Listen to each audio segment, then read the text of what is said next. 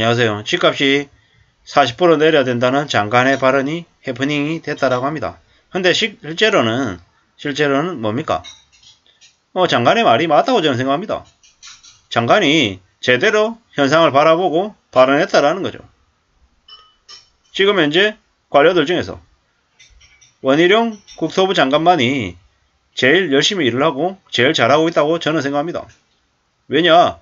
이때까지 역대 문재인 정부 아래에 있는 국토부 장관 보십시오. 다 개판이었죠. 장난질 맞췄죠. 수십 번의 부동산 정책을 내세웠지만 제대로 된 집값 관리가 됐습니까? 하나도 안 됐습니다. 근데 지금은요.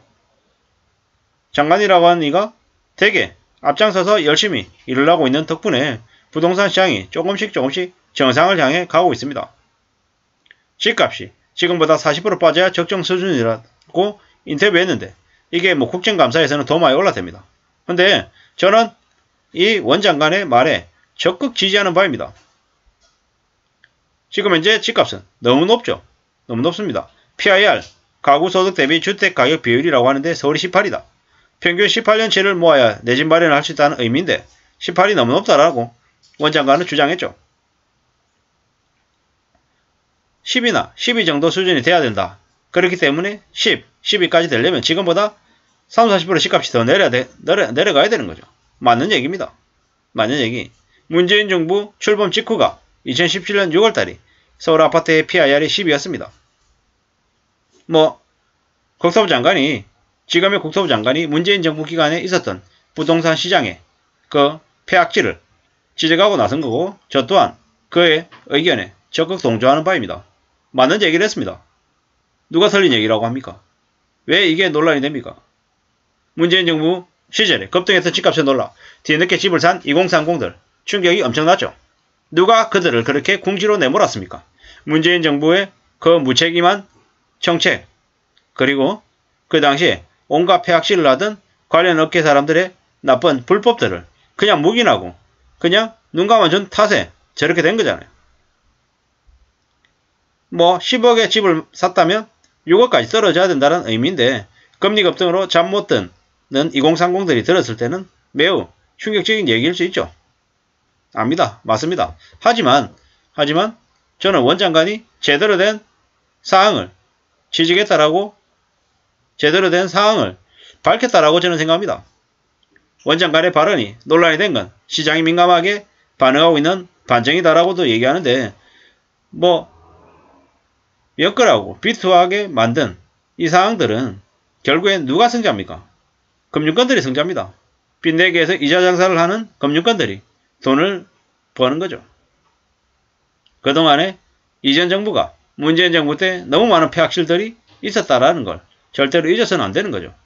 지금의 정부에서 지금의 원 국토부 장관이 제대로 된 인식을 내보였기 때문에 되려 많은 사람들에게 논란을 일으키고 있고 많은 사람들의 비난을 받고 있는 것 같습니다.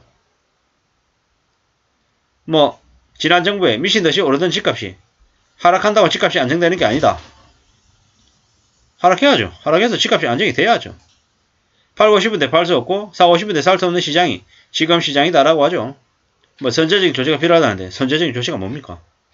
잘 모르겠고 이미 문재인 정부 아래에 있던 부동산 정책들이 개판 쳤던 게 개수작을 벌였던 게 그게 죄라는 거죠. 죽을 때까지 아마 문재인 정부는 부동산 정책을 최악으로 만든 대한민국 건국 이래 거품을 가장 많이 키운 최악의 정부로 부동산 실패, 부동산 시장 개판 만든 정부로 기억이 되겠죠. 저는 그렇게 생각합니다. 이제 앞으로 이자는 계속 오르죠. 오르기 때문에 이자 부담이 점점 더 커지고 빚진 사람들은 거절할 힘이 없습니다. 수용할 수밖에 없습니다. 나중에 또 중금리로 바꾸라고 얘기하면 그냥 대주자들이 고개 숙이고 받아들이겠죠. 금융 수익이 금융권들에게 엄청나게 늘어나는 거죠. 그리고 우리가 잘 알고 있다시피 금융권 직장인들의 연봉이 1억 5천입니다. 임원이 아니어도 억대 연봉을 받는 사람들이 많습니다. 이게 다 어디에서 왔겠습니까? 대출이자 증가 때문이겠죠. 앞으로 더욱더 은행들은 중금리 대출도 이제 앞장 세우겠죠. 왜? 그래야 돈을 더 버니까요. 집 사서 대거 노예 신세로 전락했습니다. 호가 올리고 부자된 것처럼 착하게 만들어서 빚내는 걸 두렵지 않게 만들었죠.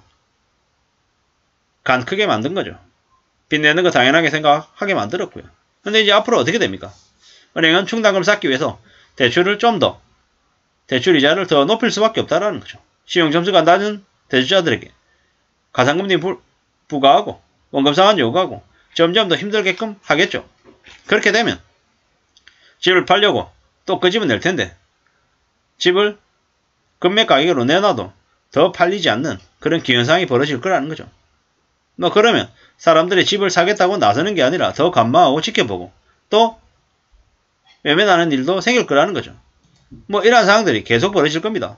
당분간 몇 년간은 아마 이런 모습들이 계속된다라고 보는 게 맞겠습니다. 무리하게 욕심부린 이들이 대거 어려워진다라고 봐야 되는 거고요. 원장관 말대로 집값은 앞으로 최소 40% 떨어질 겁니다. 근데 40%가 아니라 나중에 좀 더 지나면 50%가 될 수도 있고 서울 아파트 기준으로 PIR이 10이 아니라 7, 8이 될 수도 있겠다는 생각도 해봅니다. 그만큼 상황이 꽤 안 좋은 쪽으로 흘러갈 것 같습니다. 그렇게 되면 어떻게 되겠습니까? 어떤 모습들이 벌어지겠습니까? 무리하게 빚을 진 사람들이 대거 무너질 것 같다라는 겁니다. 걸려든 사람들, 이미 무리하게 연끌해서 산 사람들은 답이 없는 것 같습니다. 기득권들이 짜고 치는 그 고스톱에 걸려든 겁니다. 이미 금융권들은 자기들의 이익을 위해서 계획을 다 세워놨습니다. 그리고 그러한 것들을 하나씩 둘씩 실행하고 있을 뿐입니다. 금융권들은 철저히 성자가 된 거고 정치인들은 많은 국민들의 표를 받아야 되기 때문에 눈치를 볼 수밖에 없는 거죠. 하지만 원장관이 저렇게 서울 아파트 기준의 PIR이 현재 18인데 10까지 떨어져야 된다. 12까지 떨어져야 된다라고 주장하는 것. 저는 적극 환영하는 바이고 그의 그 용기 있는 발언이 앞으로 부동산 시장에 미칠 여파를 예의주시하면서 잘 지켜볼 작정입니다. 함부로 욕심부려서 빚내가지고 집을 사는 게 말이 안 되는 일이다. 라는 걸 명심해야 될 것 같습니다. 절대로 살아가는 삶이 그냥 되는 게 아닌 거죠.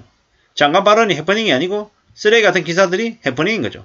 원장관은 현재 아파트 가격이 비정상적인 거품이라는 걸 정확하게 인식하고 정상화되려면 최소 40%는 떨어져야 된다는 지극히 타당한 발언을 한 거죠. 지금 상황에서 집값이 크게 하락하는 것은 아무런 문제가 되지 않는다라는 거죠. 뭐냐? 상황을 제대로 인식하고 상황이 정상화되는 데에는 고통이 필요하다. 그러한 것들을 아마 우리들에게 알려주려고 원희룡 장관이 얘기한 거다라고 저는 보고 있습니다. 아무쪼록 무리하게 비치는 걸 항상 경계하며 살아야 되겠습니다. 이상입니다.